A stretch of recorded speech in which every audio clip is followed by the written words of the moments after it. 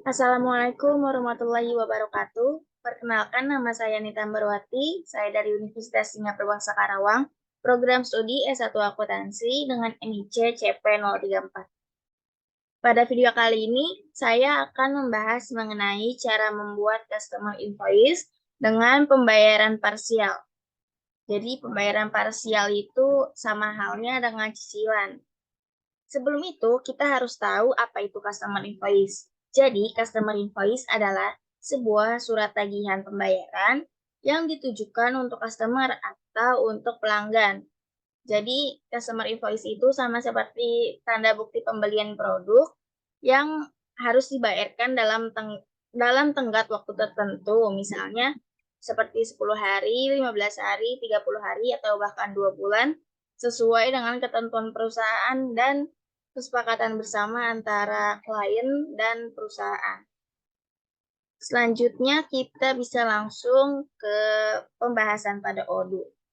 Untuk membuat customer invoice, langkah pertama kita bisa klik main menu pada pojok kiri atas, kemudian kita pilih modul accounting yang sebelumnya sudah kita install. Setelah itu kita bisa klik side menu customer, lalu kita pilih invoice. Nah, di sini kita bisa klik new untuk membuat invoice baru. Di sini akan muncul formulir untuk kita mengisi data-data customer dan data produknya. Jadi, skenario-nya itu adalah Audrey Peterson akan membeli 2 buah TV LED berukuran 40 inch dengan harga satuan 3.800.000. Kemudian untuk termin pembayarannya itu selama 30 hari. Jadi kita di sini bisa isi untuk customer-nya, kita pilih Audrey Peterson. Kemudian dengan invoice date-nya kita bisa pilih hari ini. Kemudian due date-nya kita masukkan terms-nya 30 hari. Lalu kita bisa masukkan produknya, yaitu TV LED 40 inch.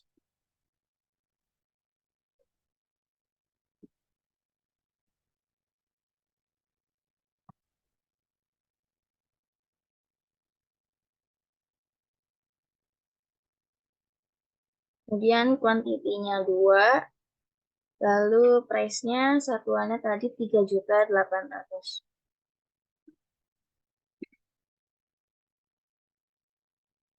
Nah, di sini sudah muncul subtotal dan total yang setelah ditambah oleh teks. Kemudian jika sudah terisi semua, kita bisa klik simpan. Lalu di sini kita bisa lihat akun jurnalnya. Nah, di sini ada akun receivable pada debit, lalu di kreditnya ada sales dan tax. Selanjutnya kita bisa klik konfirmasi pada button ini.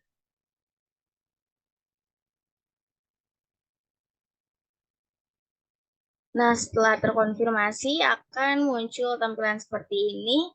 Lalu untuk melakukan pembayaran secara parsial, kita bisa mengklik register payment pada button ini.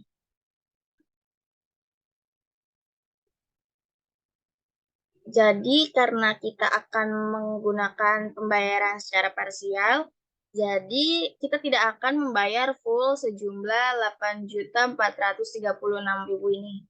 Kita akan membayar misalnya ya, kita akan membayar sebesar 50%-nya. Jadi di sini kita bisa ganti aja amount-nya dengan 50%-nya, yaitu sekitar 4.218.000. Nah, nantinya akan muncul payment difference seperti ini. Di sini biarin aja dengan keep open. Setelah itu kita bisa klik create payment.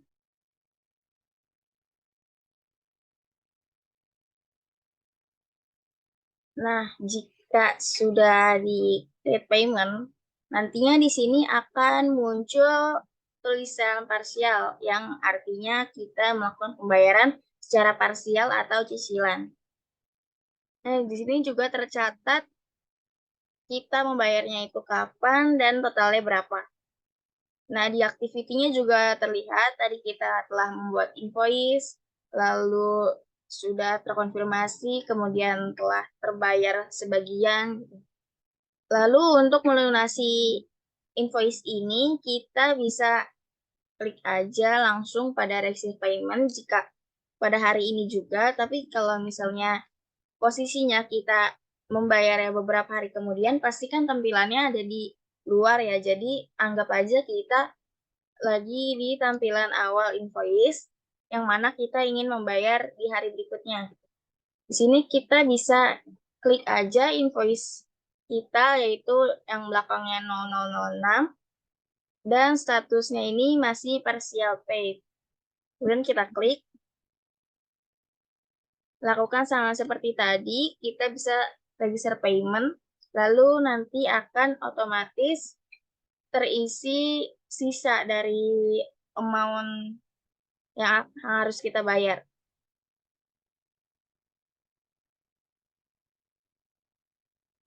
Nah, di sini akan muncul amount-nya yang sisa yang akan kita bayar. Kemudian untuk payment date-nya, misalnya kita bisa ubah di keesokan harinya. Lalu kita bisa klik create payment lagi untuk membuat invoice ini menjadi lunas gitu pembayarannya.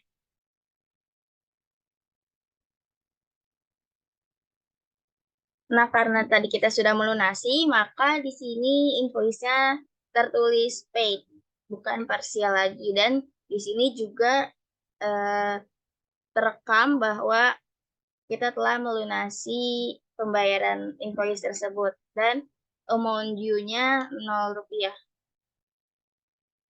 Pada aktivitinya juga sudah terlihat bahwa invoice-nya sudah terbayarkan.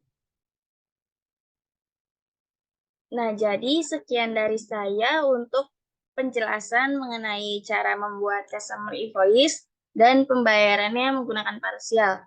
Kurang lebihnya mohon maaf. Wassalamualaikum warahmatullahi wabarakatuh.